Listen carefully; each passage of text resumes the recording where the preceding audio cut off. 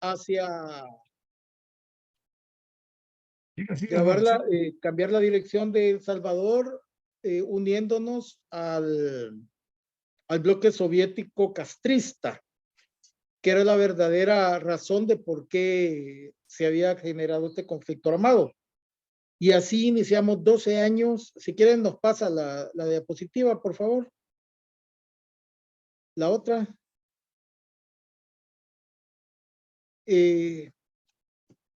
Durante 12 años estuvimos en un conflicto armado donde nos estábamos matando.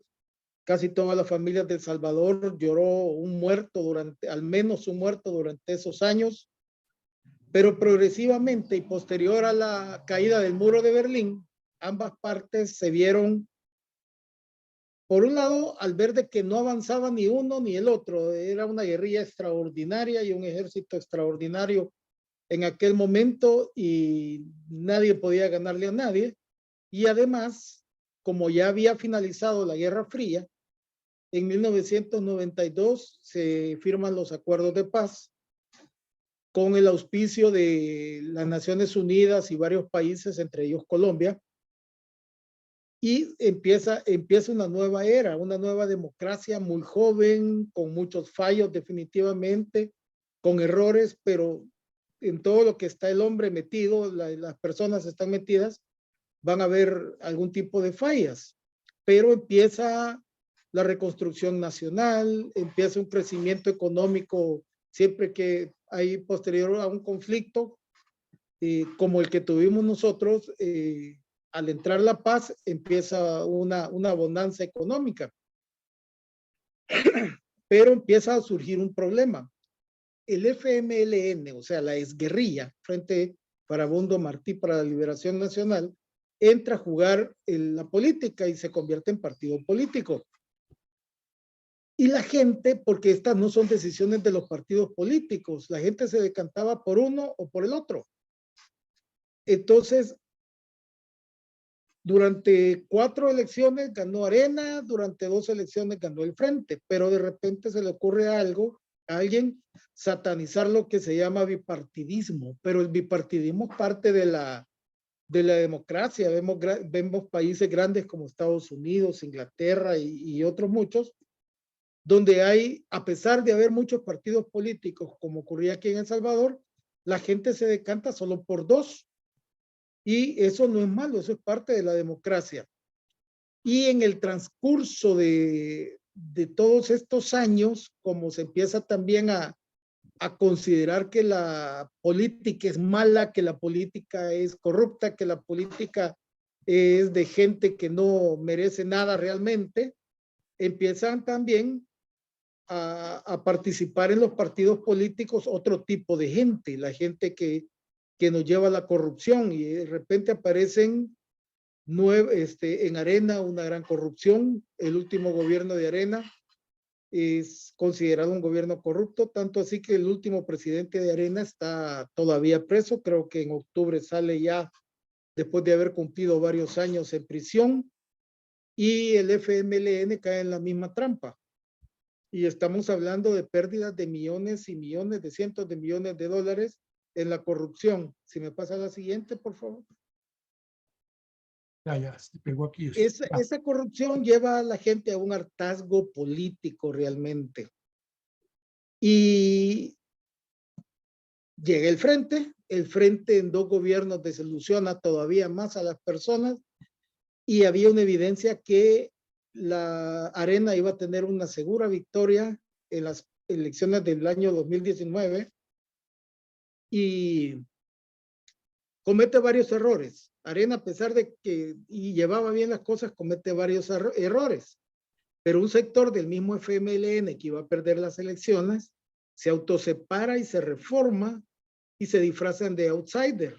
No, por ejemplo, dicen que Bukele, que el presidente Bukele es un outsider, pero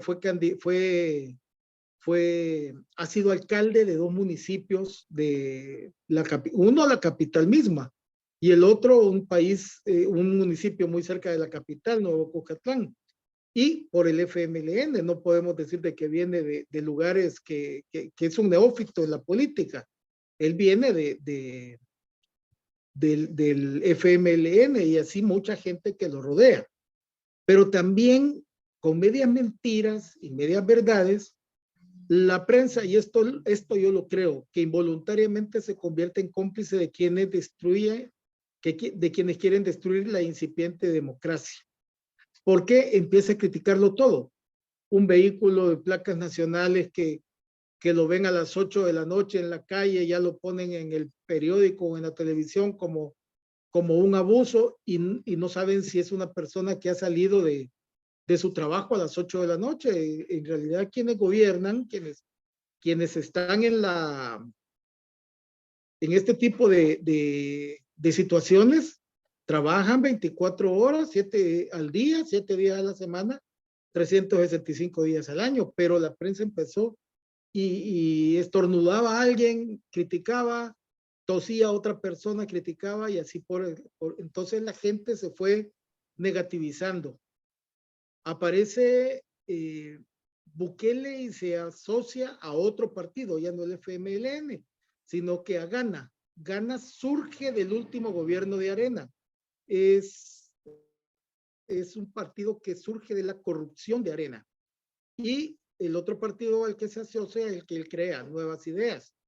Y Nuevas Ideas es gente del FMLN, algunos ex Arena y muchos oportunistas. Es increíble la cantidad de oportunistas que brincan de un lado para otro, que no tienen ideología, sino que solo conveniencias.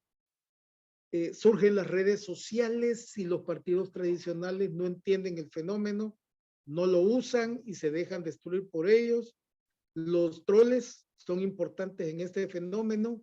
No importaba si alguien de la oposición que se oponía a Bukele decía algo inteligente o tonto o bueno o malo, ellos lo destruían increíblemente. Y estos políticos pasan a ser el enemigo interno. ¿Por qué digo que esto es importante? Porque los populistas siempre necesitan de un enemigo, siempre necesitan a dónde la gente va a voltear a atacar y a dañar. La siguiente, por favor.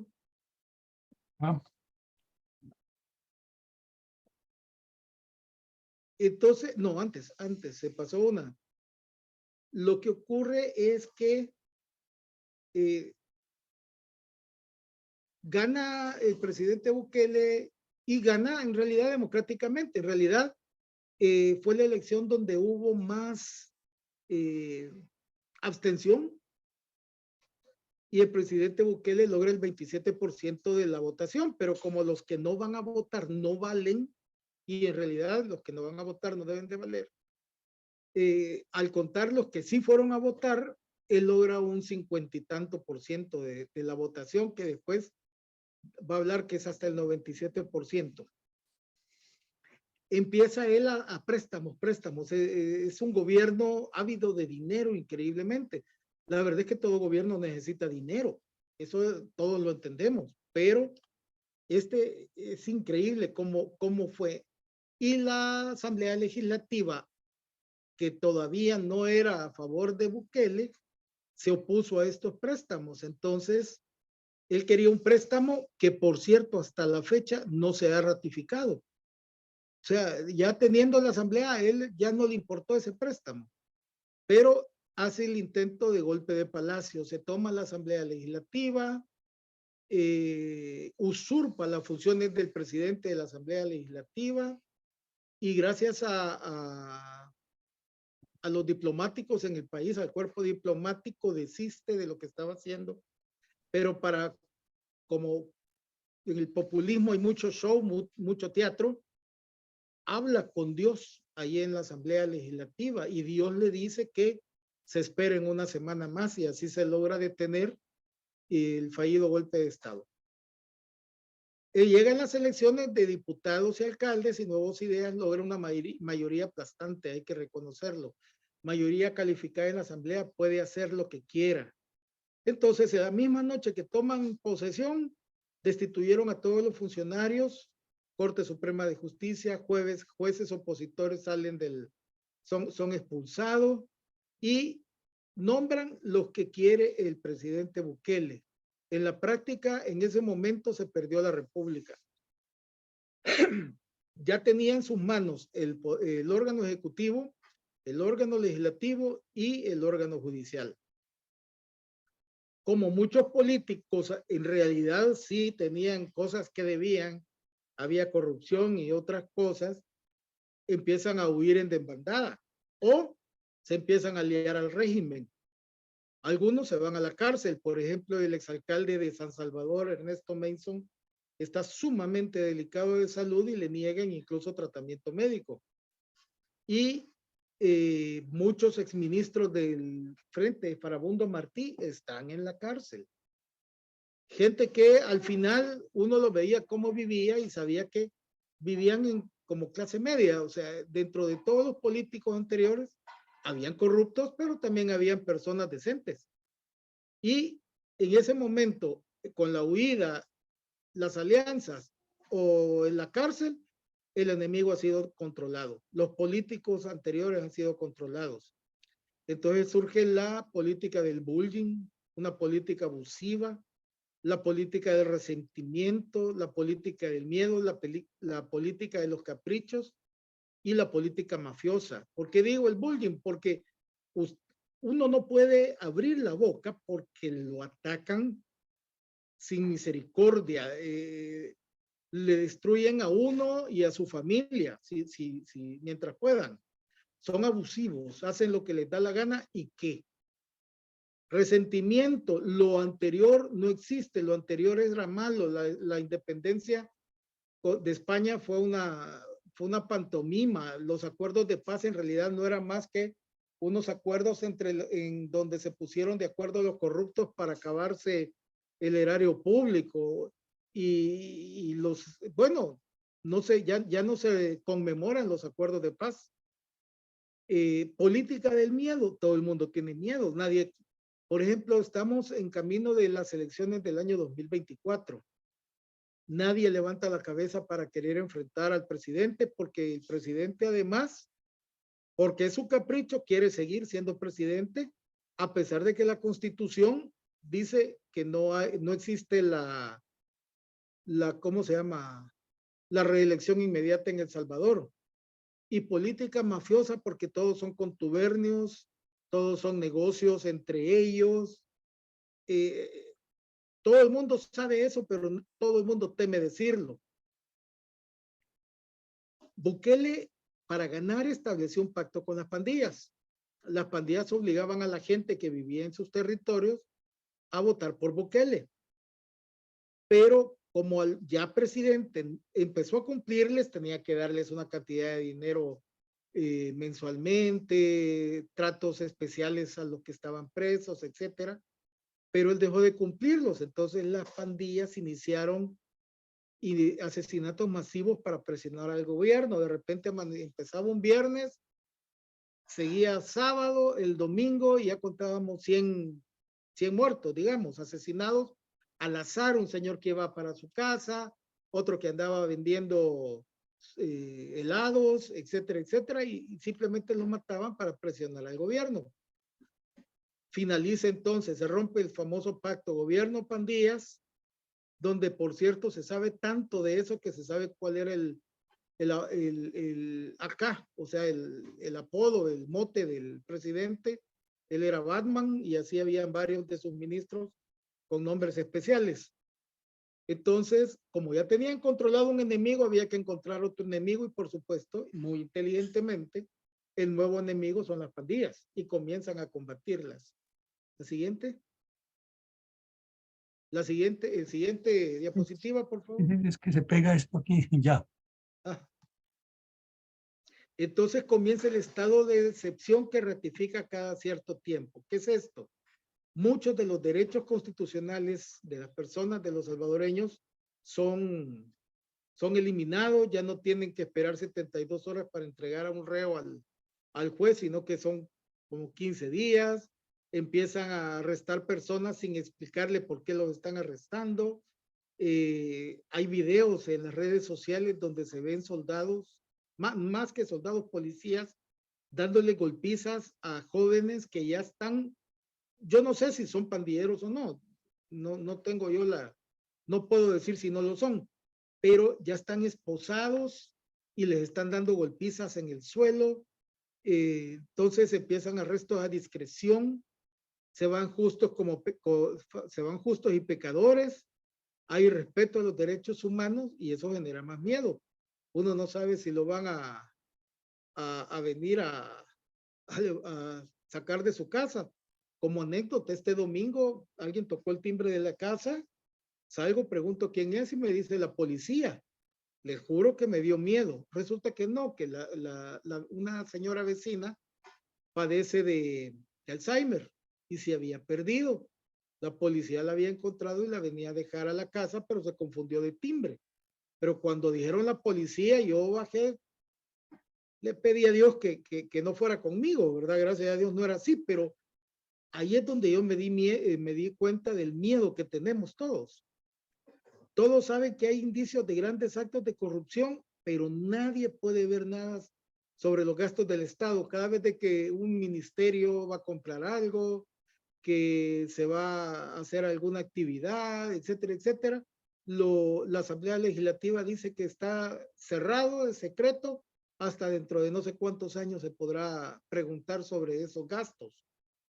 Entonces, nadie acusa por miedo y porque no tenemos cómo encontrar los datos necesarios, cosa que antes, a pesar de que había corrupción, sí se podía hacer, y ese es el resultado de por qué un expresidente de El Salvador esté todavía preso y dos expresidentes de El Salvador hayan huido a Nicaragua, donde el dictador nicaragüense les dio la ciudadanía nicaragüense, por la cual no se pueden extraditar.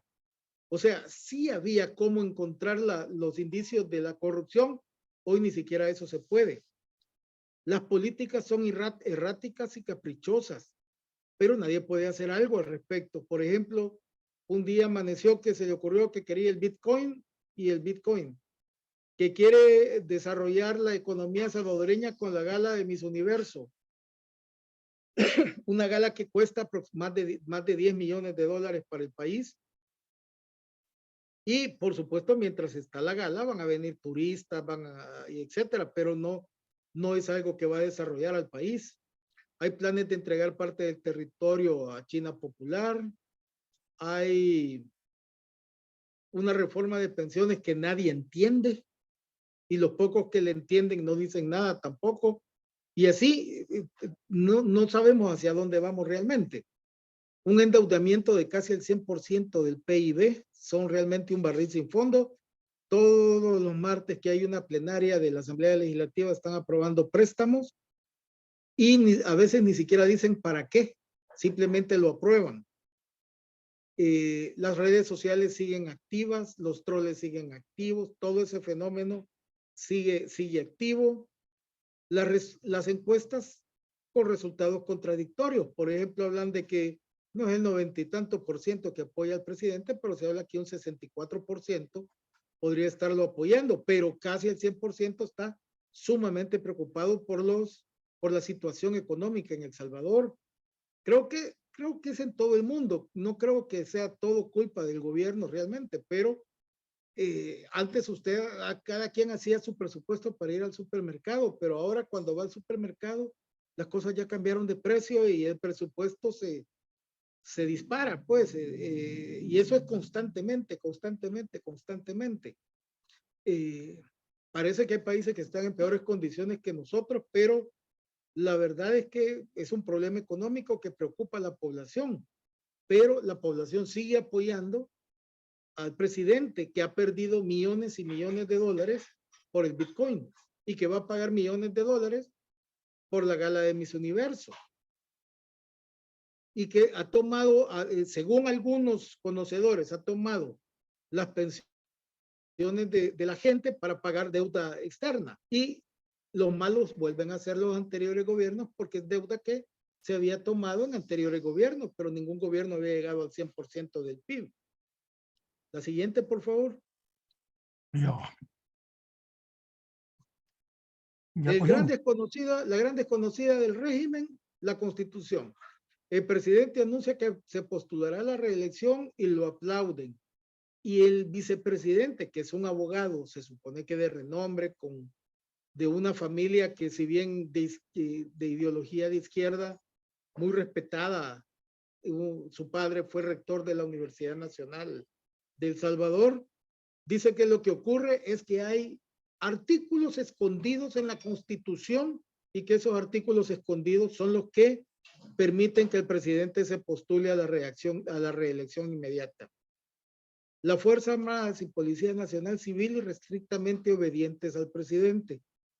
Eso, al final de cuentas, podríamos decir de que la obediencia de las Fuerzas Armadas hacia su comandante general es una de las cosas, quizás lo más importante, la columna vertebral de todas esas Fuerzas Armadas, pero cuando el presidente está en estas situaciones, parece que están abusando al ser beneficiadas por el mismo presidente. Como les dije, los arrestos son golpizas a personas, incluso ya amarrados. Las pandillas han sido controladas, lo que en realidad es bueno. Creo que nadie puede oponerse al control de las pandillas, pero yo soy director de una escuela de medicina en una universidad donde va gente de recursos, de no muchos recursos, que vive en zonas donde se supone que hubo pandilleros y me dicen, pero si es que los pandilleros ahí están, los vemos, lo que pasa es que están tranquilos, ya no hacen bulla. No sé qué tan cierto será eso, pero eso no sería controlar a las pandillas. Y hay quienes dicen que, bueno, aquí dice, académicos nacionales y extranjeros visualizan que las pandillas están siendo sustituidas por mafias gubernamentales y por el narcotráfico. ¿Por qué? Porque si los territorios hubieran seguido siendo controlados por pandilleros, era muy difícil que esos grupos lograran desarrollarse y en caso de desarrollarse tendrían que haber pagado mucho dinero a los pandilleros.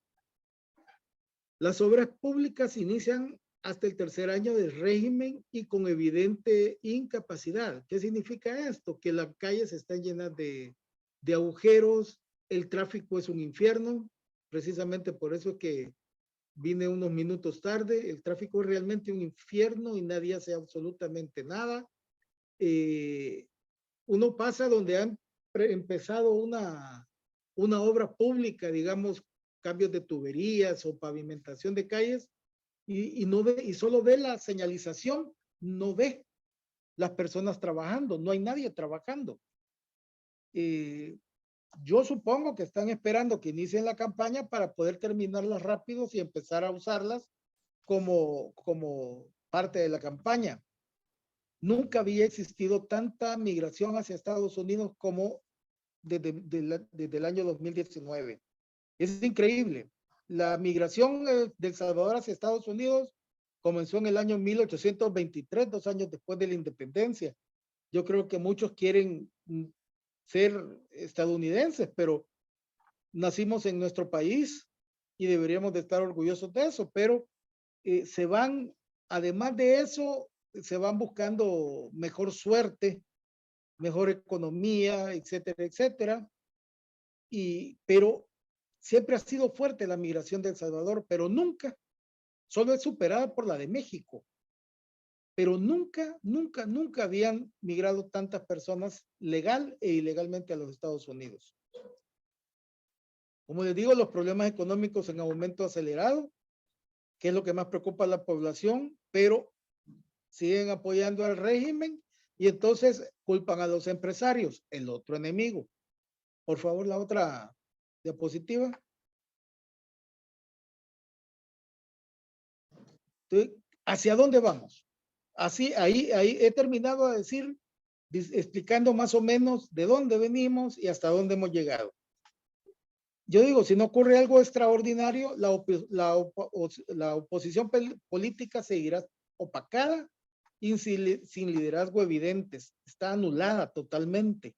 Y va a pasar lo que ha pasado en Nicaragua, en Venezuela, que no llevan candidatos porque en realidad no encuentran candidatos que tengan valor y además porque están anulados, pues. Entonces, no llevan candidatos y eso en lugar de deslegitimizar elecciones, enraizan más a los tiranos en el poder. Va a haber más miedo, van a haber más abusos y más políticas cerradas. Porque parte de esas políticas cerradas no son más que cortinas de humo, son prestidigitadores, están haciendo con una mano una cosa y le están enseñando a la población con la otra mano otras cosas para distraerlas. Más oportunistas van a ir apoyando el régimen. Quienes se atreven a ser candidatos contra Bukele los habrá títeres, con lo que van a tratar de legitimar las elecciones. Vaya, pues voy a ir yo, no me ataquen mucho, yo sé que voy a perder y vamos a ayudarte para que tú y tu familia estén bien. Desgraciadamente, eso siempre ha pasado. Y los candidatos correctos serían destruidos social y probablemente también físicamente. Así como van las cosas, El Salvador va hacia la reelección inconstitucional del presidente, pero los artículos escondidos en la Constitución se lo van a avalar. Va a aumentar aún más la migración hacia Estados Unidos. En ese momento la dictadura en El Salvador, si ya bien es de hecho, será definitiva. El nuevo enemigo que está apareciendo ya son los empresarios y los profesionales. Los empresarios porque ellos son los culpables de por qué las cosas están caras, de los problemas económicos del país, y los profesionales porque tienen algo contra el mismo, el presidente tiene algo contra los profesionales. Él sale de bachiller y logró hacer un ciclo de derecho y ya no quiso estudiar. Entonces para él los profesionales es alguien que se ha superado aún más. Luego ya no necesitarán más enemigos. No habrá posibilidades para la democracia y la república en El Salvador, en la República de El Salvador durante muchísimos años. Lastimosamente creo que para eso vamos y espero que los demás países vean nuestro ejemplo para evitarlo. La democracia tal vez no sea perfecta, la democracia tal vez no resuelva muchos de los problemas que la gente quiere que se resuelvan, pero es preferible vivir en democracia que vivir en tiranía, porque en democracia yo puedo reclamar, en democracia yo puedo pelear por lo que yo creo, luchar por lo que yo creo. En cambio, cuando hay una tiranía no me queda más que o me escondo o me uno al régimen, pero como dijo Winston Churchill, la democracia es una mala forma de gobierno, pero es la mejor que conocemos. Muchas gracias. Creo que ahí está la última diapositiva.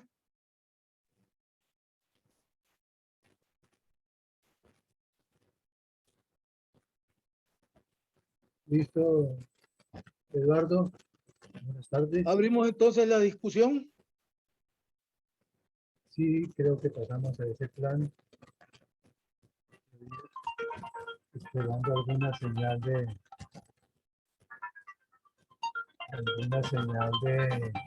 Nicolás Villamarín.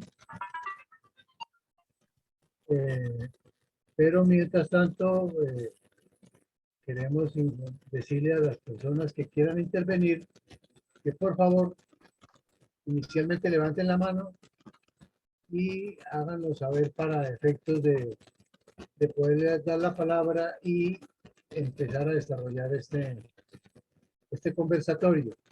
Veo que tiene la mano levantada Elío Espina, pero antes que esto, pues vamos a darle la palabra a la ingeniera Rosita. Por favor, adelante. Entonces, Elía, adelante, por favor. Gracias, mi coronel. Ya. Por favor, Eli, te respeto el turno de levantada de mano. Adelante.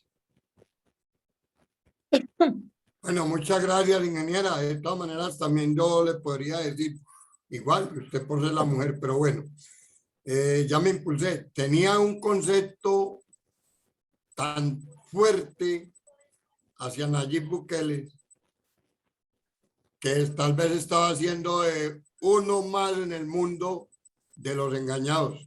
Gracias, doctor Eduardo Vázquez, por esa apertura de ojos, aunque muchas veces sospeché que eso cuando sientan a todos esos pandilleros en interiores diciéndoles que no es sino una sola comida en el día y toda esa situación me llenaba de muchas dudas y esas dudas se están resolviendo hoy a favor de mi pensamiento, aunque estuve muy equivocado creyendo que esa era un modelo para una nación. Al interior de la universidad, mi doctor Eduardo, ¿qué tanto adoctrinamiento manejan? Ya que escuché en su exposición que usted es director de una escuela de medicina al interior universitario. Me gustaría saber cómo se maneja el esquema de socialización de la política macabra del mal llamado socialismo del siglo XXI, alias comunismo. Muchas gracias y gracias por darme la oportunidad.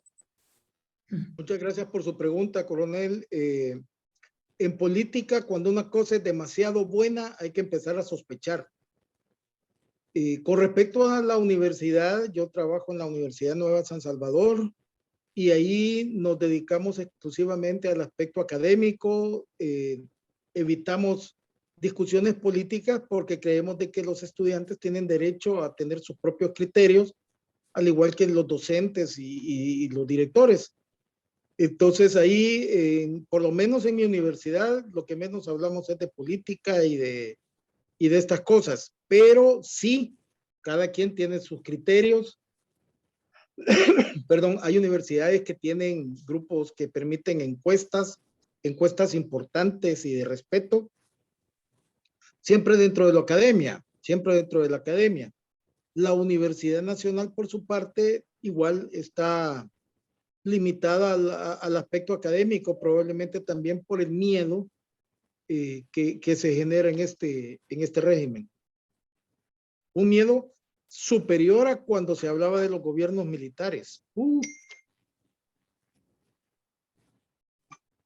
Muchísimas gracias, doctor. Muy amable. Sargento segundo, Eli de Jesús Ospina Mejía. Sargento. En uso de buen retiro de nuestro glorioso ejército nacional. Muchas gracias, doctor. Gracias. A la orden, sargento. Gracias, mi doctor. Eli, tiene la palabra la ingeniero Rosita y se alista, por favor, mi general Gómez. Muchas gracias. Doctor Vázquez, evidentemente el señor Bukele tiene una gran facilidad de expresión. Es lo que podríamos decir una persona que convence. Y realmente desde las primeras actuaciones que le vimos en política, pues nos estaba convenciendo de que era un ecuánime miembro de la derecha que solamente pretendía combatir a las pandillas. Pero por lo visto, el trasfondo real y su metodología es el típico populismo que están utilizando tanto los comunistas como los de derecha. Qué pena, porque aquí ha sucedido en Colombia que unos y otros utilizan la oferta de cosas perfectamente imposibles de cumplir para la ciudadanía en general. No hay en El Salvador una oposición a esa situación evidente de manifestación de populismo de este señor presidente.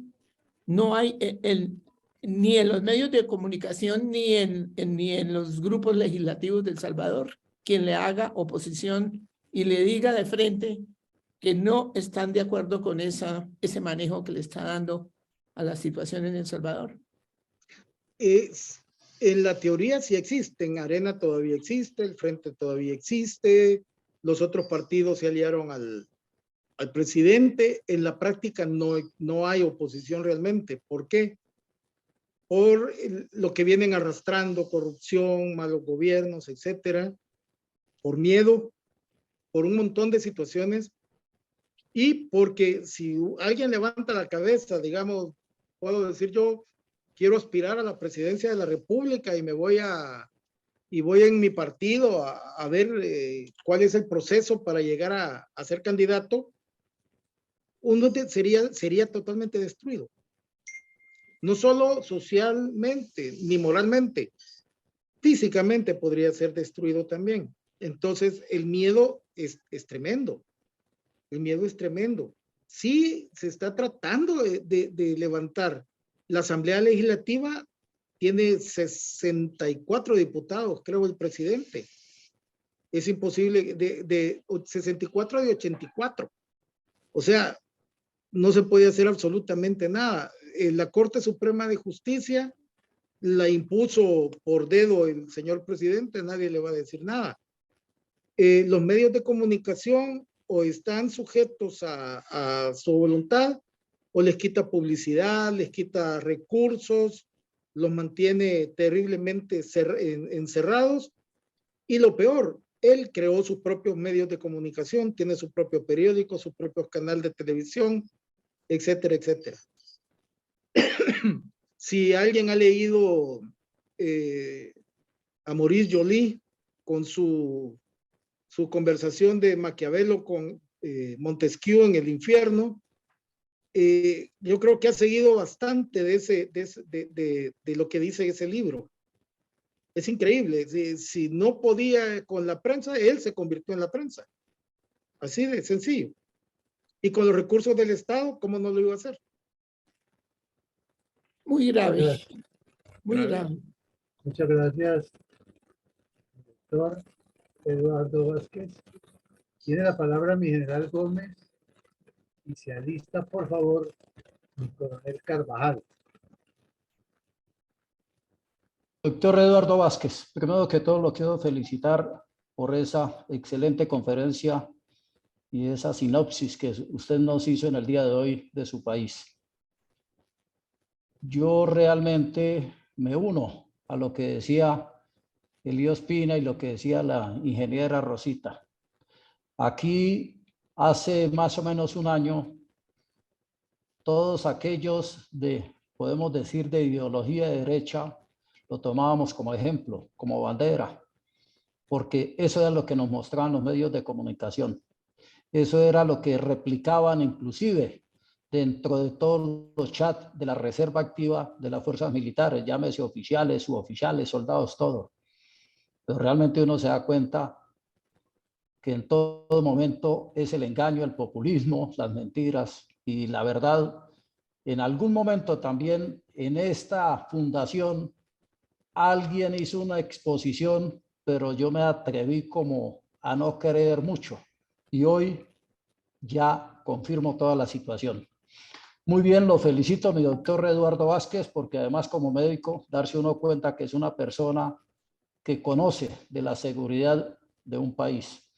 Yo quisiera que nos regale unos 5 minutos, nos haga como un análisis de lo que fue el proceso de paz, de la evolución de El Salvador, ya que fue un país gemelo de los problemas internos con Colombia, un país de unos problemas muy delicados de la guerra interna por los años 70, 60, el 80, ¿sí? Después viene ese proceso de paz, después viene entonces como el revanchismo de esos grupos guerrilleros con los de la derecha, etcétera, etcétera. Que entre otras cosas, honor a mi gran amigo y compañero del Colegio Militar de la Nación, asesinado como comandante de un batallón defendiendo la toma de la capital de El Salvador, que se llama Antonio Millaflor Flores, y también honor a un gran amigo mío también del curso de lanceros del ejército, del glorioso ejército de El Salvador. Muy amable, lo felicito, doctor Vázquez, pero por favor regálenos como esa historia, porque de pronto el que no conoce la historia terminamos repitiéndola. Muy amable, doctor, y felicitaciones. Muchas gracias, general, por sus palabras. Un comentario, el hermano de Millaflor fue compañero mío, también es médico, es anestesiólogo. Yo soy cirujano, así que estuvimos en las batallas en sala de operación que permanentemente estábamos ahí. ¿cómo se llama? Los acuerdos de paz. Habíamos llegado a un punto casi muerto. Los guerrilleros golpeaban, el ejército golpeaba, pero no se veía una posibilidad de que finalizara ese problema que traía mucha sangre y mucho dolor al país. Los países que habían estado apoyando a las diferentes partes, los Estados Unidos al gobierno y Cuba más que nada a la guerrilla, con armas, con pertrechos y todo lo que se necesita para hacer una guerra, pues la Guerra Fría había terminado. En 1989 cae el muro de Berlín y en 1992 ya desaparece la Unión Soviética. Eso ya se veía venir. Entonces, en el gobierno de la democracia cristiana, que fue el previo al de Arena, se comienzan a hacer intentos de pláticas entre los dos grupos. Pero es en el primer gobierno de Arena que se toma más en serio esto, y con el auspicio de las Naciones Unidas y de los países amigos de El Salvador, Colombia, México, España, Panamá, empiezan a haber reuniones, pero lo primero que se hace es que no estaban en diferentes hoteles.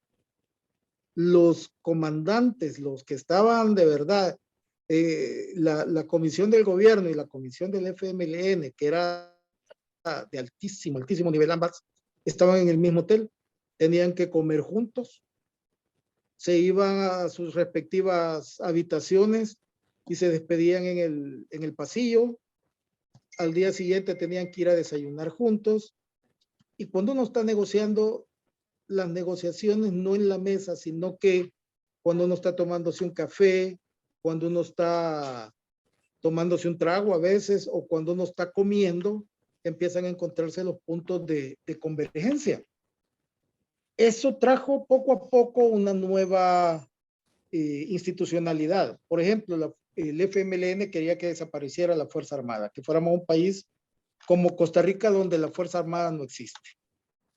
Se discutió, era un tema a discutir, se llegó a la conclusión que no, y la Fuerza Armada en El Salvador es un hecho, persiste, ahí está, muy profesional.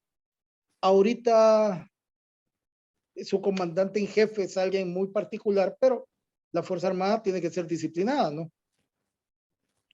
Y así fueron encontrando acuerdos. Entonces surge un tribunal para las elecciones, que ya no son los partidos políticos ni es el gobierno el que hace las elecciones, sino que es una entidad aparte. La Corte Suprema de Justicia se reforma para que haya una justicia independiente de los poderes políticos. Se reforma la Constitución. La Constitución era de 1983, una Constitución en periodo de guerra. Se reforma para convertirla en una Constitución que pueda servir para la paz.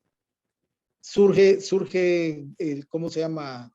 Una fiscalía supuestamente independiente. Por cierto, también él destituye al anterior fiscal y nombra al que él quería. Pues eso llevó a que el FMLN, la exguerrilla y el gobierno firmaran la paz. Se firmó en Chapultepec un 16 de enero de 1992.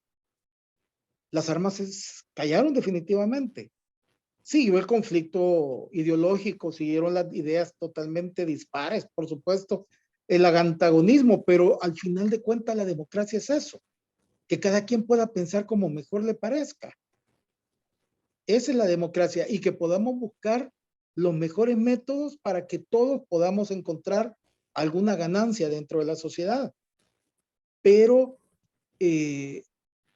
empieza a haber una pugna política y la gente se decantaba en los dos partidos.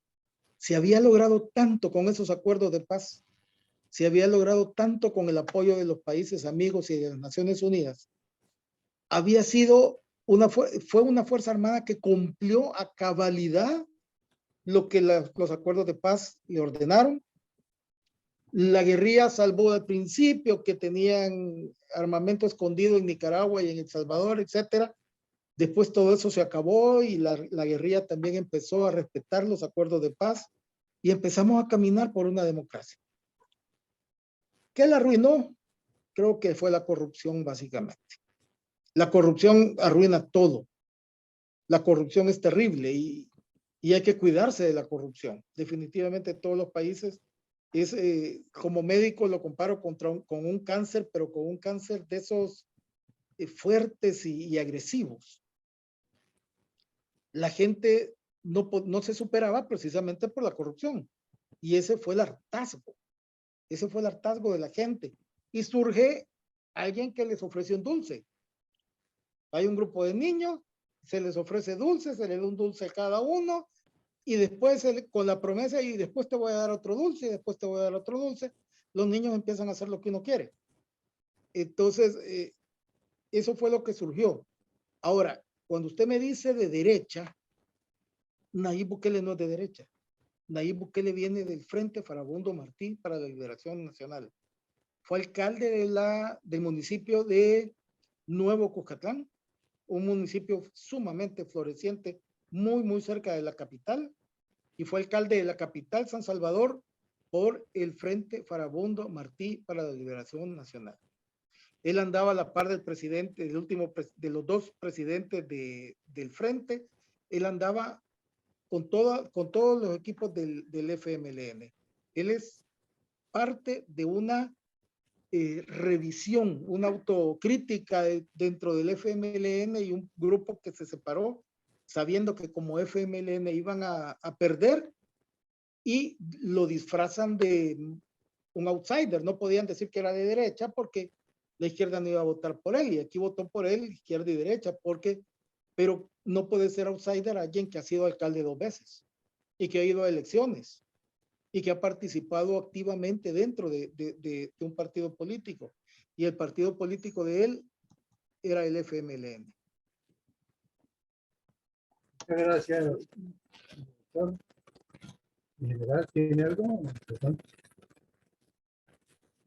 Algo importante, el papá de Bukele era un hombre muy inteligente, musulmán, no lo digo peyorativamente, pero era un hombre sumamente inteligente y era uno de los grandes ideólogos del FMLN. Y cuando él decide abandonar sus estudios, que había hecho un primer ciclo en la Universidad Católica, la Universidad de los Jesuitas, él le dice a su padre que no hay problema y él le empieza a enseñar y pues no sé qué le enseñó, aunque el papá del presidente Bukele era alguien respetado y un gran intelectual. Muchas gracias, doctor. Tiene la palabra mi coronel Carvajal y por favor se alistan en su orden Carlos Gómez y mi coronel Niño. Adelante, por favor, mi coronel Carvajal. Aproveche sus 3 minutos. Gracias, señor coronel Alarcón. Buenas noches a la sala. Doctor Eduardo Vázquez, muchas gracias por esa ilustración que nos da sobre la situación del Salvador. Por favor, quisiera hacerle 3 preguntas. La primera, ¿se puede decir que el presidente del Salvador es un guerrillero? Es guerrillero, no existe. Es médico, no existe. Es abogado, no existe. Segunda pregunta, doctor. La continentalidad de la lucha del comunismo internacional, ¿se puede decir que está involucrada en todos los problemas del Salvador? Y tercero, ¿cómo analiza la actuación de la Reserva de las Fuerzas Armadas del Salvador? ¿Hay inquietud política en esas reservas o se comportan como espectadores de la situación actual del país? Gracias, doctor. Voy a empezar de la última. Realmente no estoy involucrado con las reservas, pero creo que están como espectadores, pero son ciudadanos igual que todos nosotros y tienen los mismos miedos, las mismas preocupaciones, los mismos temores. Yo creo que realmente prefieren, aunque a veces han saltado cuando tocan a militares de alto rango de la época del conflicto, han saltado en su defensa, en su apoyo, pero sí, no no creo que ellos vayan a generar algún problema, porque además entienden lo que es la disciplina militar. La otra pregunta era que si podía considerarse al presidente Bukele un guerrillero. No. El presidente Bukele es un hombre de 41, 42 años. Era un niño cuando se firmaron los acuerdos de paz. Guerrillero no es, pero su padre sí, ideólogo de la guerrilla del FMLN, y él ideológicamente aliado al FMLN. La otra pregunta, perdón, ¿cuál era? Gracias, doctor. Me refiero a la continentalidad de la lucha. Mire, del es bien comunismo internacional. ¿Está involucrado en El Salvador este comunismo internacional en su lucha continental? Mire, realmente es bien difícil porque considera su adversario al presidente de Chile, que sabemos que es de izquierda, considera su adversario y al presidente de Colombia, que sabemos que también es de izquierda, es enemigo del presidente de Nicaragua también. En realidad, también es enemigo de la gente de derecha. Ideológicamente creo que no tiene algo claro, o está surgiendo una nueva ideología o qué. No creo que el comunismo internacional esté apoyando el gobierno del presidente Bukele, más bien continúa apoyando lo que queda de el FMLN. Muchas gracias. Gracias a mi coronel. Tiene la palabra Carlos Gómez, socialista, mi coronel Niño. Mi coronel, muchas gracias. Buenas tardes a todos. Bueno, doctor Vázquez, yo voy a hacer un poco de abogado del diablo porque, pues ya que usted está en la ciencia médica, donde nosotros nos basamos en evidencias y datos, no en chismes, pues yo pienso que en estas tipo de intervenciones tiene que hablarse con datos, porque es que los datos son los que le da al método científico el rigor para probar las hipótesis. Los datos que yo, muy pocos que tengo acá, son datos que no vienen del gobierno de El Salvador, sino de organizaciones internacionales, digamos que no están alineadas ni con ningún sesgo. Salvador tiene una confianza del 87% en el gobierno y el presidente. Usted habla de la deuda pública de El Salvador, que en este momento está hacia el 90%, aquí en los Estados Unidos está en el 128% y no está cayendo el país, porque se tiene que endeudar para mover los programas que el gobierno necesita. Se presentaron 495 homicidios en el último periodo, cuando en el periodo anterior fueron 1,147 homicidios. Para mí hay una reducción, algo está pasando. El crecimiento de las exportaciones del último periodo de El Salvador fue el 17%.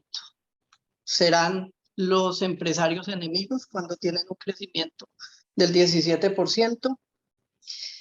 La inversión en educación pasó del año anterior a este del 3.9 al 5.1 del Producto Interno. Se han beneficiado en la educación técnica y superior a más de 64,988 estudiantes y se han otorgado 412 becas. Y esto no solamente con recursos del gobierno y endeudamiento, sino gestión con la Unión Europea y otras organizaciones. Entonces, me hace pensar un poco y reflexionar que esto tiene que ver con datos. Desafortunadamente, dentro del ámbito psicológico, el ser humano cuando empieza a solucionar y a solventar sus necesidades primarias, claramente enunciadas por Maslow hace muchísimos años, empieza a buscar necesidades secundarias y necesidades terciarias. La política de control territorial es necesaria y eso tiene sus efectos colaterales que la gente no los quiere asumir. Que me requisaron, que me dijeron, que sospecharon, lamentablemente esa es la única forma. Ahora, muy bien, viene el tema que tanto le dicen a Bukele que él negoció con las pandillas. Aquí está mi coronel Villamarín, que tal vez es uno de los grandes expertos mundiales en tema de estrategia y geopolítica, y también a nivel táctico. Todas este tipo de estrategias militares para ganar estas guerras tienen un engaño implícito. Él no va a salir al ruedo a decirle a las pandillas que los va a acabar porque no lo dejan subir como gobernante. Tiene que haber un engaño, tiene que haber una manera de asumir la confianza para luego poder ir y hacer lo que están haciendo. Entonces, incluso la percepción que tenemos en los Estados Unidos hacia El Salvador ha cambiado drásticamente. Pasó de ser un país ahí en Centroamérica medio borrado a ser un país interesante donde muchas personas que uno ya conoce dicen vamos a ir a El Salvador de turismo porque el aeropuerto está bonito, vamos a ir porque hay un ambiente de paz. Entonces hay que tener mucho cuidado primero con el rigor científico y de las cifras, que es importante tenerlo en cuenta, no solamente por los pensamientos que uno pueda tener. Y segundo, pues no nos vayamos lejos de Colombia. Tuvimos el gobierno con aciertos y desventuras del presidente Álvaro Uribe y pasaba lo mismo, que tirano, que falsos positivos, que paramilitar, que lo uno, que lo otro, y resulta que las cifras arrojan otro resultado muy distinto, que fue un país que empezó a consolidar su seguridad, su confianza inversionista y que empezó a ir por el rumbo que necesitaba Colombia ir, que lamentablemente pues no siguió por ese rumbo. Entonces esto hay que ponerle más que emoción, rigor científico, hay que fijarse en las cifras. Obviamente que Nayib Bukele no será perfecto, obviamente que tiene que tener unas observancias en moderación democrática, en lo que sí estoy de acuerdo que debe hacer, pero no me parece que una descalificación sin cifras, sin un rigor académico y científico que deben tener este tipo de análisis, pues se hagan y se proliferen pues de una manera como tan informal, porque ahí lo que sufre y se lesiona es la objetividad. Muchas gracias, mi coronel. Me encanta esta posición. Y sí, siempre debe de existir el abogado del diablo. Me encantó también la pintura que tenía detrás, preciosa pintura, pero vamos a ver, comparó a El Salvador con Estados Unidos en cuanto a su endeudamiento.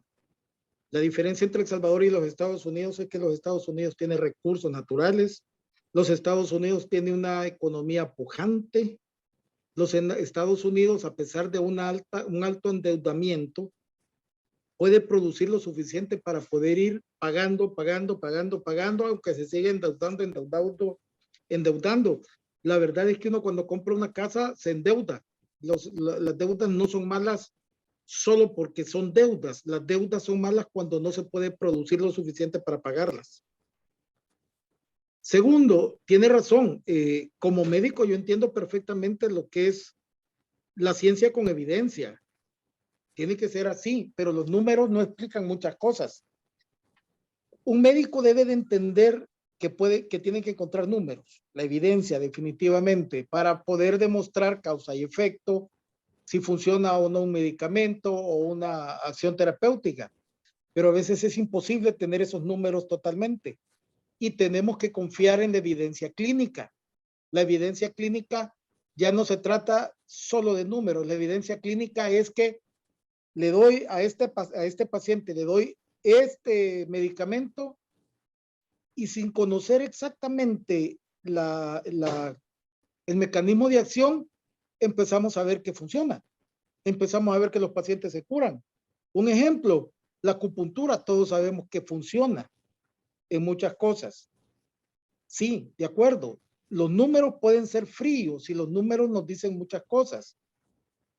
Y, por ejemplo, nos dicen los números que han disminuido los homicidios, que me alegro, realmente no puedo yo criticar eso. Pero también podemos aceptar que el fin justifica los medios. ¿Sí? Desde Sun Tzu se dijo de que la guerra era el arte del engaño. Pero eso significa de que un político deba de engañar para lograr sus objetivos y de engañar totalmente a un pueblo. No creo. No, personalmente no lo creo. Yo creo que un pandillero o quien sea que ha sido capturado por las razones que quieran, por una autoridad y ya está esposado, ya está totalmente indefenso, ya está en el poder de la autoridad, ¿por qué tienen que golpearlo? No, si yo no digo que no lleven a la justicia a quienes tienen que llevar. Lo que yo digo es que no tienen por qué golpear a nadie. A no ser, por supuesto, que preste resistencia o que les dispare. Esa es otra situación totalmente diferente. Pero ¿por qué faltar a los ¿cómo se llama? A los derechos humanos? No lo concibo. ¿Por qué solamente se puede escuchar la voz de lo que dice el presidente? No lo concibo. En realidad, ¿por qué? Explíquenme por qué se va tanto salvadoreño si es tan maravilloso el gobierno, si es tan maravilloso el país. ¿Por qué el presidente promete en un país tan pequeño donde de punta a punta son 300 kilómetros apenas y del océano hacia a la frontera con Honduras es más o menos 150 kilómetros? O sea, un país tan pequeño y el presidente quiere hacer otro aeropuerto en el oriente del país. ¿Por qué no mejora las carreteras? ¿Por qué no mejora las calles? ¿Por qué no ve que puede haber un tren que vaya de ¿cómo se llama? Del puerto, de un puerto salvadoreño al Caribe? No, él quiere hacer otro aeropuerto y cuando era candidato dijo que Lufthansa iba a ser su socio. Tuvo Lufthansa que decir que no era cierto.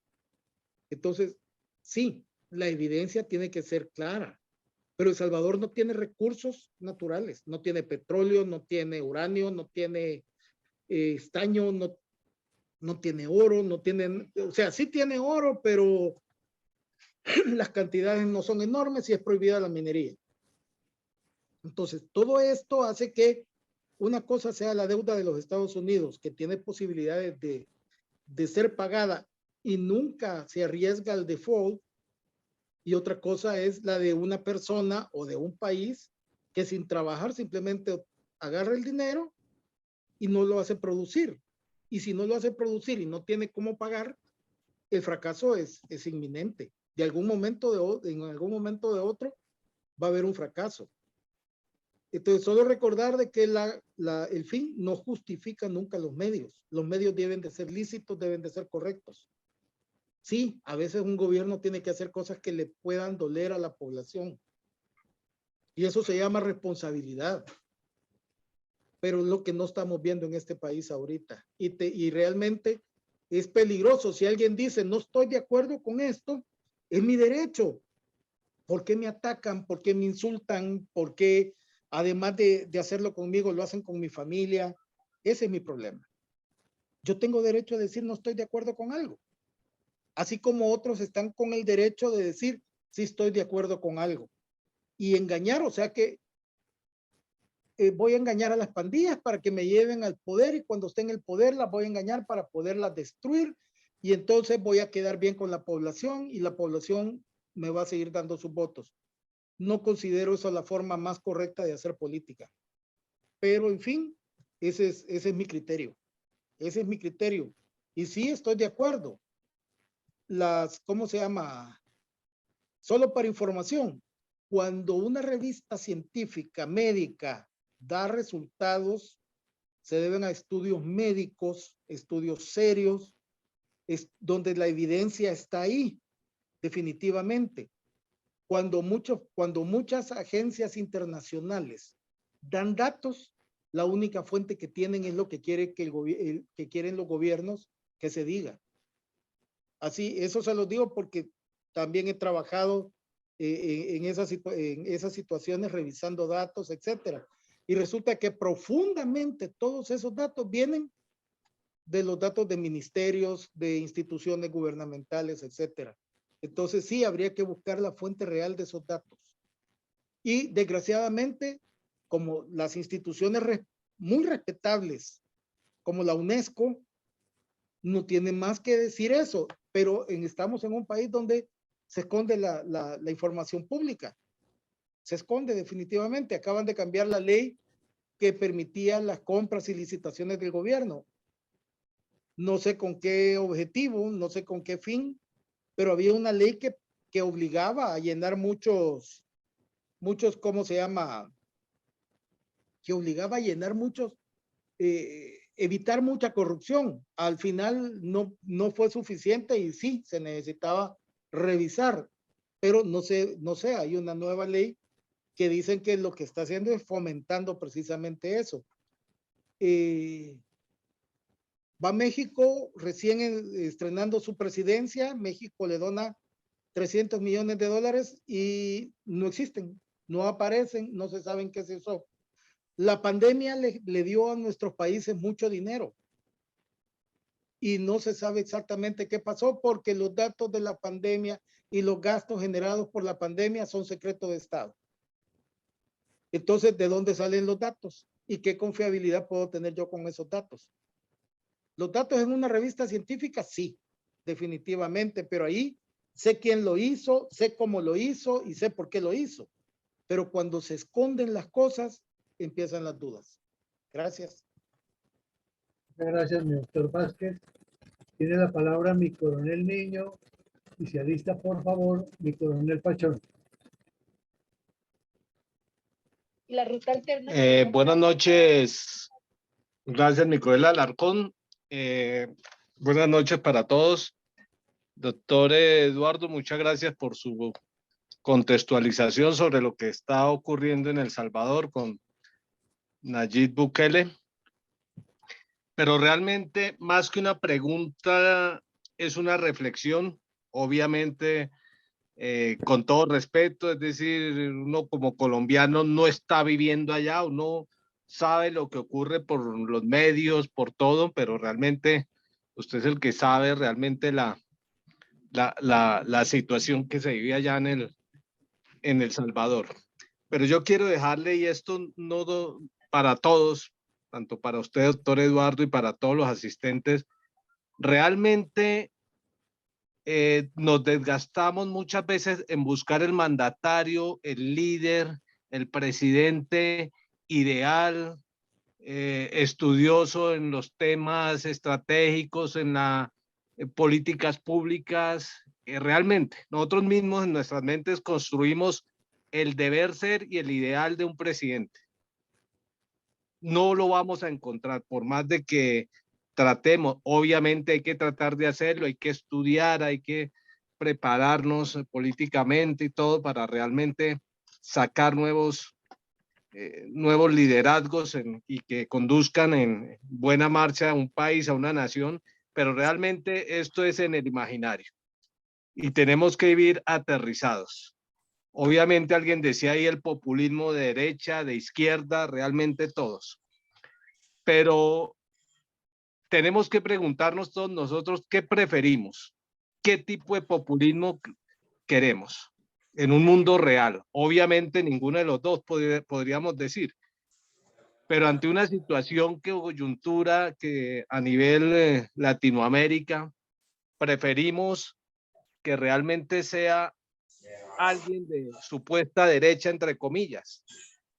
Entonces, realmente llenarnos en contra de realmente lo que está haciendo Bukele, que no sabíamos el trasfondo, que realmente lo que es, vamos a entrar nosotros en nuestras mismas conciencias a enfrentarnos buscando el ideal del líder, del político, el presidente que queremos tener en nuestra nación y no lo vamos a encontrar.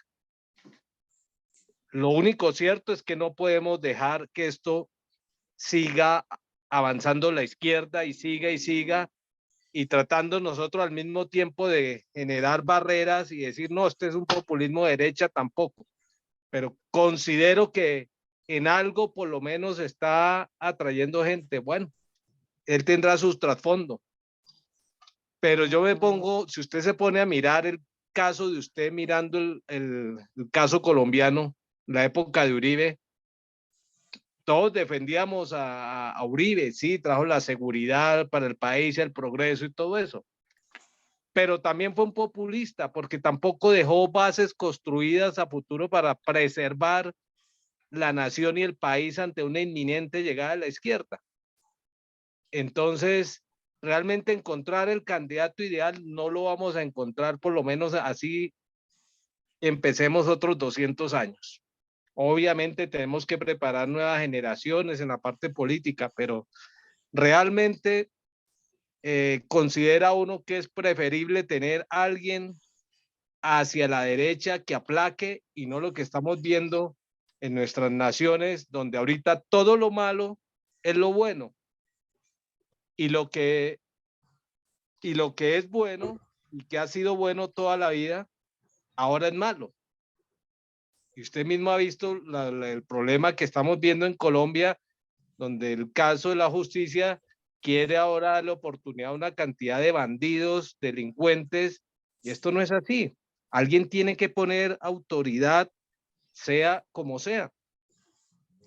Vuelvo y repito, no vamos a encontrar el político, el líder ideal para nuestras naciones, pero lo único cierto es que alguien tiene que frenar esto con autoridad en cada una de nuestras naciones.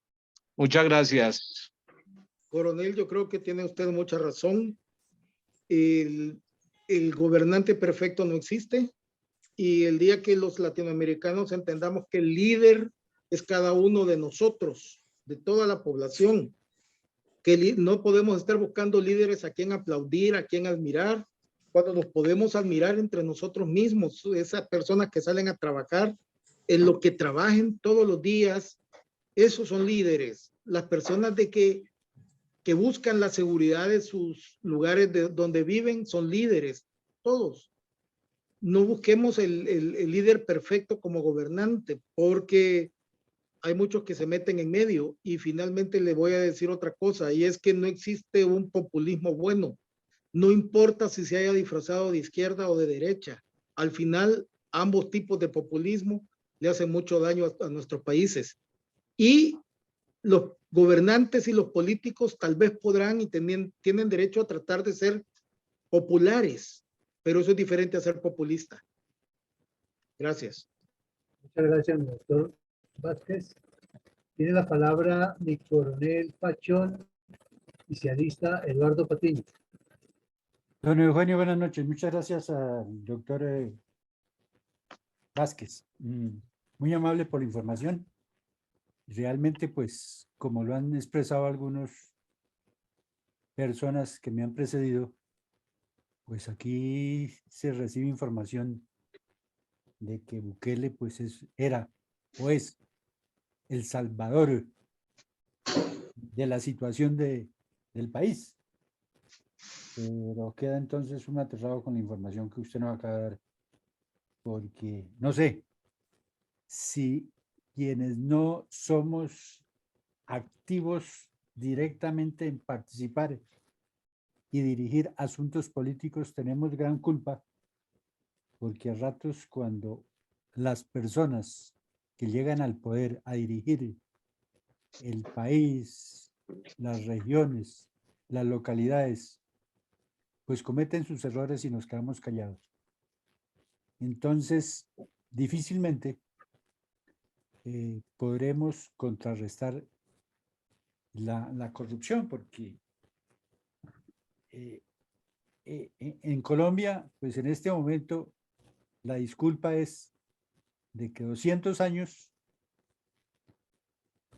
los gobernantes fueron corruptos y que el cambio llegó. Pero es un cambio de la incertidumbre que uno no sabe realmente para dónde va. Había un proyecto aquí que usted debe estar enterado muy bien, de la construcción del metro. Con las nuevas políticas de Petro, usted ya no quiere ese sistema de transporte a nivel, sino soterrado. Y eso, pues, los costos y el retardo están a la vista. Es la verdad que hay una incertidumbre muy crítica. Pues yo le agradezco simplemente a usted por la información tenemos que despertar y ponerle más cuidado a los medios, porque uno no sabía a qué atenerse realmente. Muchas gracias. A la orden. 7:33 de la noche. Vamos con Eduardo. Les pido el favor de aquí en adelante aprovechar el tiempo de los 2 a 3 minutitos para que nos rinda el programa y para que todos podamos participar. Adelante, por favor, Eduardo, y se alista mi coronel Iván González. Buenas noches, doctor Eduardo. Me place saludarlo y a todos los que se encuentran en la sala. Pues tengo una pregunta que hacerle, es respecto al empresariado salvadoreño. Se hablaba en tiempos del conflicto interno de Salvador, en la década de los 80, que existían unas 14 familias. Las famosas 14 familias, que eran las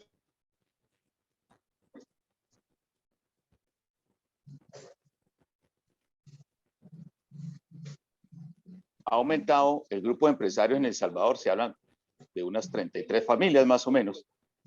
¿Y qué posición ha tenido el empresariado salvadoreño respecto al gobierno de Nayib Bukele? Muchas gracias. Lo de las 14 familias viene del siglo XIX. Efectivamente eran pocos los que tenían recursos, el empresariado, los millonarios, pero realmente éramos muy poquitos ciudadanos. Entonces, si nosotros revisamos el porcentaje de millonarios con respecto a la población, más o menos se mantiene. Sí, ahora hay mucho más empresarios, pero el empresariado, por un lado, atacado. Es más, el más atacado es un empresario de origen palestino, la familia de él, grandes almacenes, no solo en El Salvador, sino que toda Centroamérica. Y por supuesto que no, ni modo, tuvieron que mantener la boca cerrada porque casi los meten presos, pues, y el daño que le estaban haciendo a sus empresas.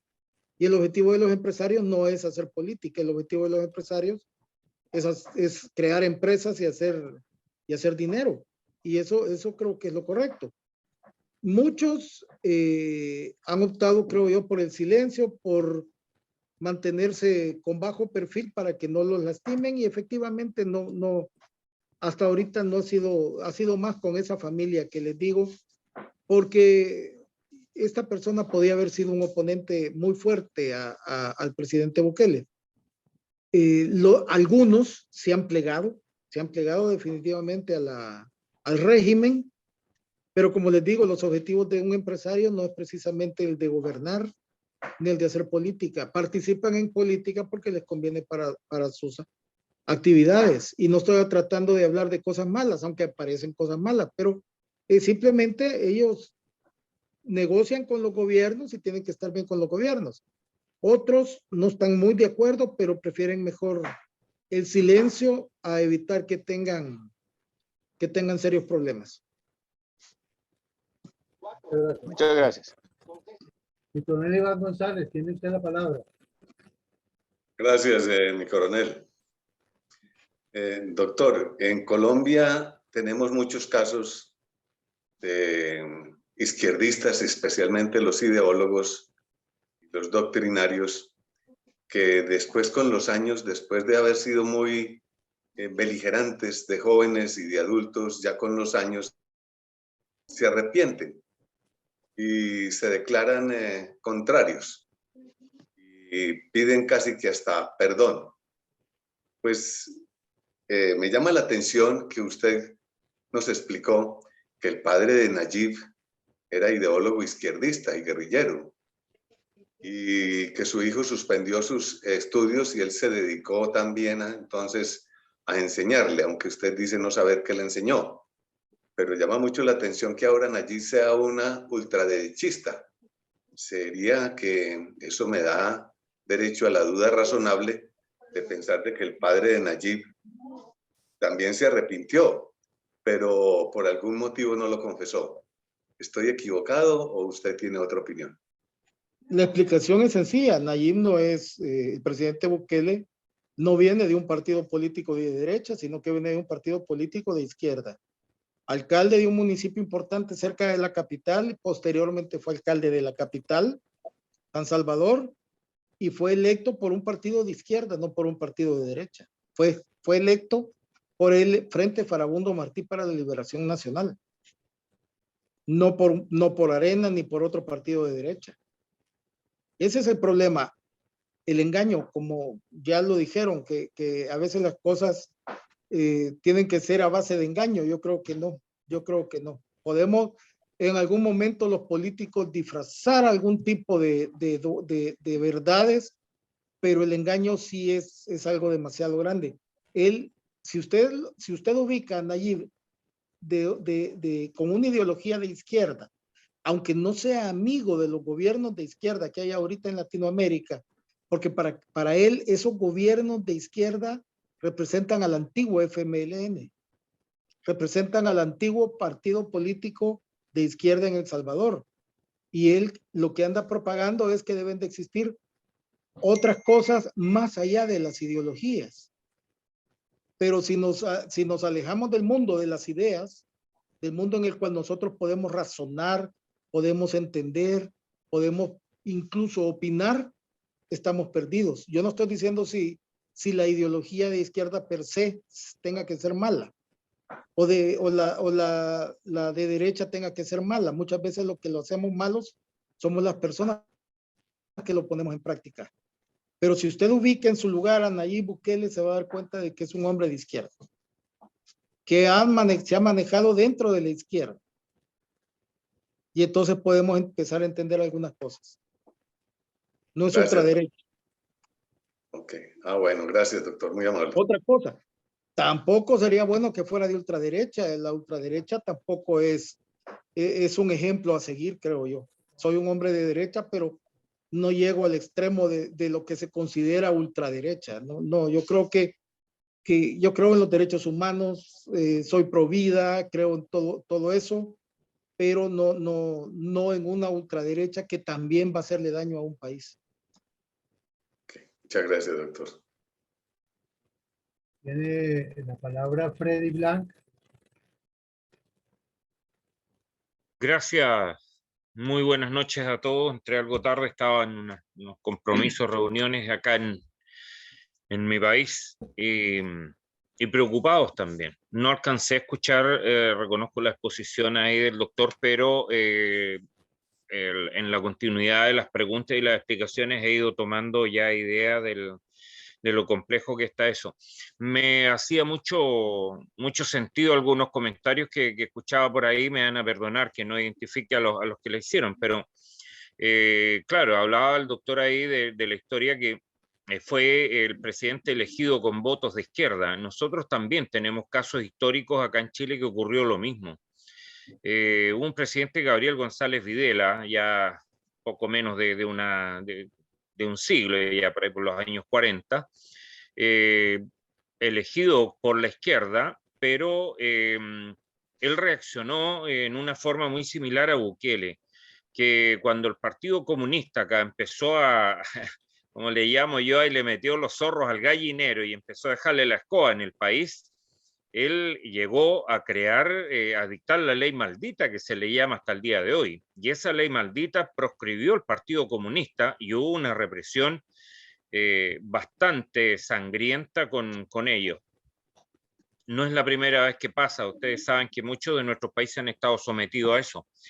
En cuanto a lo que decía el doctor de la forma en que estas personas llegan con esa ideología, bueno, hay que estar claro, ¿cierto? Lo he comentado en otros programas, que ellos se preparan para eso.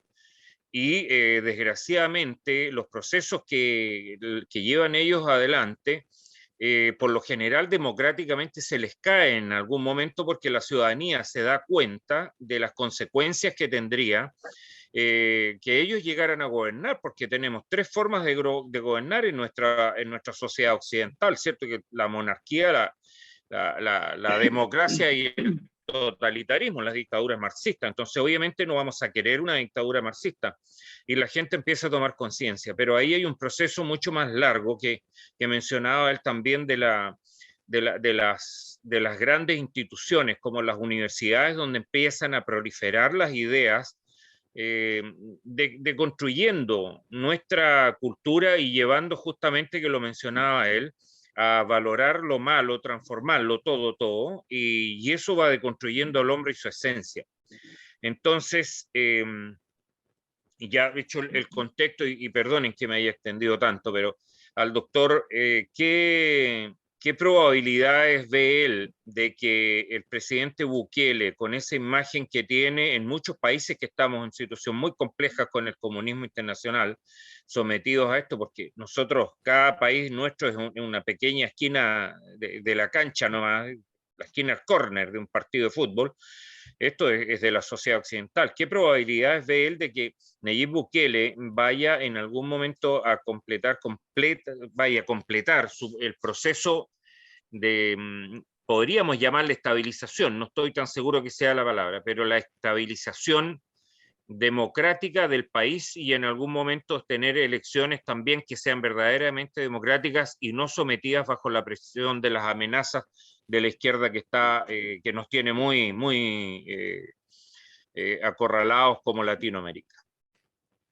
No creo que exista una posibilidad de lograr una democracia como la que usted describe, a pesar que vemos muchos que respetamos la democracia. Yo reconozco que el presidente es el señor Nayib Bukele, que fue electo democráticamente, que él tiene derecho a terminar su periodo, que él tiene derecho a tratar de implementar sus ideas, porque es el presidente, es el capitán del barco que se llama El Salvador.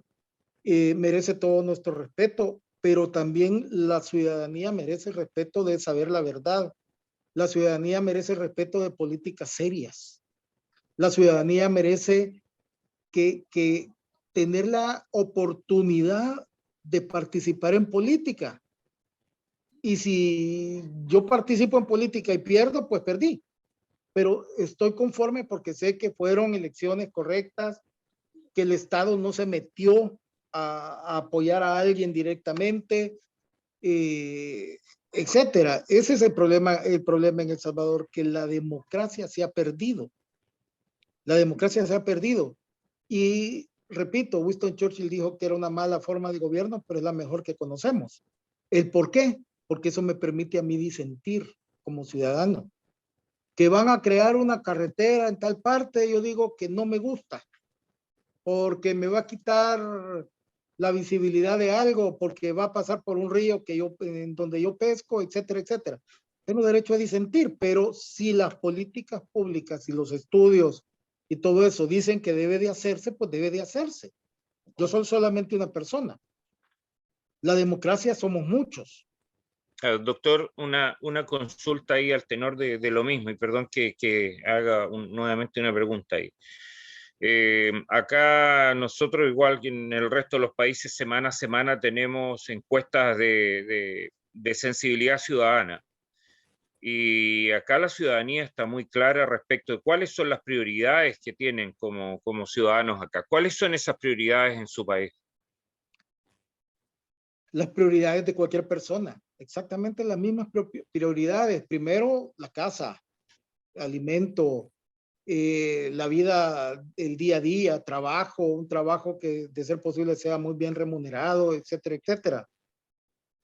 Pero también existen derechos de poder andar en la calle sin tener miedo a que lo capturen solamente. Les voy a decir una cosa, ahorita hay muchos jóvenes que por moda andan con tatuajes y que no tienen nada que ver con las pandillas. Y resulta que estos muchachos andan escondidos porque tener un tatuaje en El Salvador es ser miembro de pandilla. Y eso no puede ser. Eso no puede ser. Y si yo voy a arrestar a alguien, tengo que arrestarlo por algo. No porque me dio la gana, ni porque quiero hacer números, ni porque quiero crear una imagen. O sea, si alguien cometió un delito, aunque sea mi amigo, que lo capturen y que el sistema judicial sea el responsable de saber qué va a pasar con esta persona. Pero en El Salvador hay un caos en ese sentido. Hay un caos tremendo. ¿Qué decirle? ¿Cuáles son las prioridades de la gente? Por supuesto que la seguridad era una prioridad de la gente, pero también la economía. Y resulta que en este país la gente se preocupa mucho más, ya dejó de preocuparse por la seguridad y eso es bueno, porque lo que ha pasado, controlar las pandillas y todo eso, nadie puede criticarlo, pero no es suficiente. No es suficiente porque la gente tiene que desayunar, tiene que almorzar y tiene que cenar, tiene que comprarle los útiles escolares a sus hijos, tiene que ir al médico, sea el sistema público o el sistema privado. Pero ¿qué pasa en El Salvador? El sistema público tiene deficiencias que creo que debe de tener en todos los países del mundo. Pero ¿cómo distraen a la gente? Compran un robotito al que se le dice, lleve esto al laboratorio, y ahí va el robotito hacia el laboratorio, para en la puerta del laboratorio, sale el laboratorista, toma las muestras y dice, regresa donde estabas. Con eso no se soluciona un sistema de salud. Y supongo que el robotito ha de ser muy caro. Si yo empiezo a querer comprar cosas porque me gustan, voy a llevar a la quiebra mi casa. O si yo quiero comprar cosas solo para que me vean bonito, voy a gastar en un imposible. Eso es lo que pasa en El Salvador, que no vemos realmente una dirección. Y se lo voy a poner de esta manera. Si tuviéramos un gobierno de derecha, viéramos una dirección. Si tuviéramos un gobierno de izquierda, viéramos también una dirección. No voy a juzgar si buena o mala, pero viéramos una dirección. Y eso me permite a mí calcular. Pero en este gobierno no vemos una dirección real. Sale con una cosa, después sale con otra, se inventan otra, o sea, no vemos para dónde van realmente. Probablemente no me gustaría esa dirección a la que vamos, pero esa es mi opinión. Y mi opinión debe de ser respetada, pero no es más que una opinión. La opinión de las mayorías debe de ser respetada, más que mi sola opinión. Pero cuando usted no ve la dirección a la que va el carro, probablemente vaya a un barranco y se desplome. Ese es el problema en El Salvador. No podemos calcular hacia dónde vamos. Ahora, Gracias. si lo hace el presidente Bukele, pues, si lo hace bien, también tendría que estarlo apoyando, pero yo creo realmente que no es, hay cosas que no funcionan como él quisiera. Gracias, doctor. Gracias, mi doctor Vázquez. Gracias, Freddy. Antes de darle la palabra al ingeniero Rosita por segunda oportunidad, queremos darle la palabra a mi coronel Ricardo Bernal. Por favor, adelante. Gracias, mi coronel, y un saludo a todos mis superiores y a toda la sala que nos acompaña. Afortunadamente hoy me pude conectar y quería agradecerle al doctor Eduardo de que esta conferencia le permite al pueblo salvadoreño dar a conocer realmente quién es Nayib Bukele. Yo fui agregado militar allí en El Salvador, por eso conozco de antemano cómo es la situación del país y cómo se maneja y qué se venía a venir. Se veía venir apenas recibiera el mandato Nayib. Y tuve la oportunidad de estudiar muy bien su historia y lo parecido que somos Colombia y El Salvador en cuanto a todo el conflicto armado. Quería agradecerle, gracias a mi coronel por permitirme solo esto, no tengo más preguntas. Sí me gustaría, como decía alguien por allí, si de pronto era de ultraderecha, no. Nayib Bukele es el perfecto político, es un camaleón. Él baila con el que se le toque bailar. Una vez asumió el poder, lógicamente tenía que hacerse aliado con los Estados Unidos, pero paralelamente estaba con los chinos también y con los rusos. Entonces es un juego. Y gracias, doctor. Le agradezco mucho su conferencia y gracias a mi coronel Villamarín por permitirme estar aquí hoy con ustedes. Muchas gracias, mi coronel. Gracias, mi coronel Bernal. Ingeniero Rosita. tenemos los últimos minutos del conversatorio. Por favor, adelante. Gracias, mi coronel Alarcón. Solamente quiero hacer una muy respetuosa aclaración respecto de lo que es el manejo matemático de los números índices. Carlos Gómez nos acaba de dar una serie de porcentajes de cosas que se observan en El Salvador según la encuesta que él tiene, porque me luce que son datos de una encuesta. ¿Y por qué lo hago? Porque justamente también nosotros aquí en Colombia recientemente estábamos hablando de si las encuestas con fines de favorabilidad política pueden ser manejables, pueden ser discutibles. Y evidentemente, porque una cosa es un porcentaje como índice, como número índice, que no da una medida exacta si no está siendo comparado con una variación en el tiempo. Mientras que cuando se usa la estadística en las ciencias básicas, en las ciencias puras, allí se hace un diseño perfectamente establecido por el método científico para llegar a conclusiones perfectamente válidas por ser repetibles. Esa es la gran diferencia, Carlos Gómez, cuando usted está hablando de una encuesta y cuando está hablando de datos dados por el método científico. Me disculpan, pero no quiero que le quede duda a nadie en la cabeza de que las encuestas con sus porcentajes que se denominan números índices son perfectamente manejables y manipulables y muy especialmente por los señores políticos. Muchas gracias. Muchas gracias, ingeniero.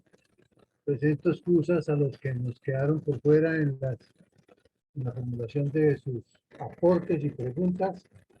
Desafortunadamente, estas buenas conferencias tienen el mismo sinsabor del tiempo. No nos alcanza, nada es suficiente para escuchar estos conversatorios como el que nos ha acabado de dar el doctor Eduardo Vázquez y cada uno de los que han podido intervenir en este conversatorio. Entonces, muchas gracias, doctor Eduardo Vázquez. Vamos a darle la palabra a mi coronel Villamarín para efectos de conclusiones y la bendición para el día de hoy, reiterándole al doctor Eduardo Vázquez los agradecimientos por la conferencia. Adelante, por favor, mi coronel Villamarín. Adelante. Bueno, muchas gracias, mi coronel Alarcón. En nombre de toda la Fundación Excelencia, Liderazgo y Transformación, le presento un nuevo saludo y agradecimiento a Eduardo, que siempre nos acompaña desde El Salvador y nos ha dado una importante cátedra ya en varias ocasiones sobre la difícil situación que vive el pueblo salvadoreño. Quienes conocemos, hemos estado ya alguna vez en esas tierras tan hermosas y tan ricas, porque El Salvador es un territorio rico en agricultura, es un territorio de cenizas volcánicas y es además muy hermoso. Del Lempa para allá y del Lempa para acá, Eduardo. Entonces, queremos agradecerle porque usted nos ha ilustrado y nos ha dado una visión mucho más cercana de una persona que está viviendo lo que está allá. Usted mismo lo dice, todas estas visiones son para cotejarlas, para analizarlas y para tomar puntos de vista y seguir aumentando el conocimiento, que es la gran diferencia que tiene la ciencia, ¿no? Es avanzar siempre en el conocimiento y nunca hay verdad revelada, sino siempre se avanza. Pero sí hay realidades, que es lo que vive el pueblo salvadoreño en este momento. Y comenzaríamos por decir que la historia común de los pueblos trae problemas comunes a los pueblos y trae conflictos comunes, y más nosotros que tenemos desde el río Bravo hasta la Patagonia muchas identidades, ¿no? De tradiciones, de culturas, de la misma religión, la misma lengua que nos impusieron la colonización española, y las costumbres son muy parecidas. Son tan parecidas las costumbres que cuando escuchamos que habla un argentino, un chileno, un ecuatoriano, un dominicano, un mexicano, los problemas coinciden en lo mismo y en la parte política, usted lo mencionó, la corrupción. Entonces, esos problemas comunes pues traen conflictos comunes y son los que se han dado. Y este espacio pretende precisamente tratar de unificar criterios y entendernos mejor como países y como continente.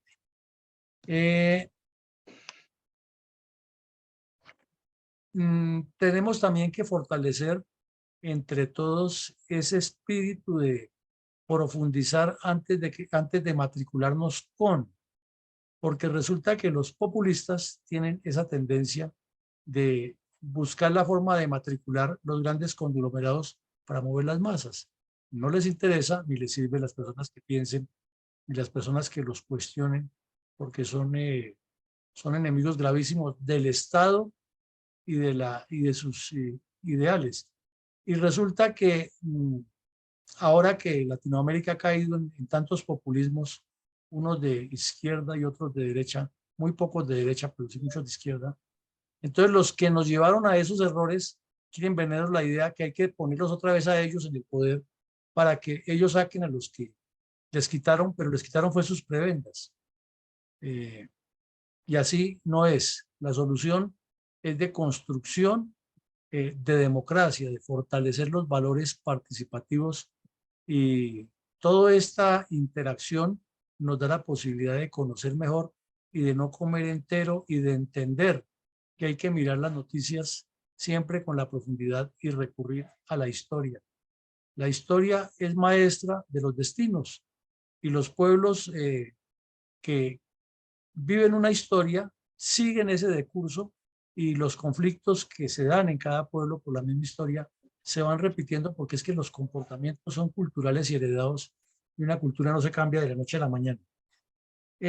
Lo mismo un populista puede engañar al adversario, claro, y lo debe engañar al adversario en el caso de una guerra, de un grupo criminal. Lo que no debe engañar es al pueblo, porque si engaña al pueblo diciéndole mentiras y llega al extremo de que, al estilo como un mafioso aquí en Colombia que le prohibieron entrar a un club social y dijo, si me prohíben entrar a ese club social, entonces yo construyo un club social igual y le doy la entrada normal que yo quiera.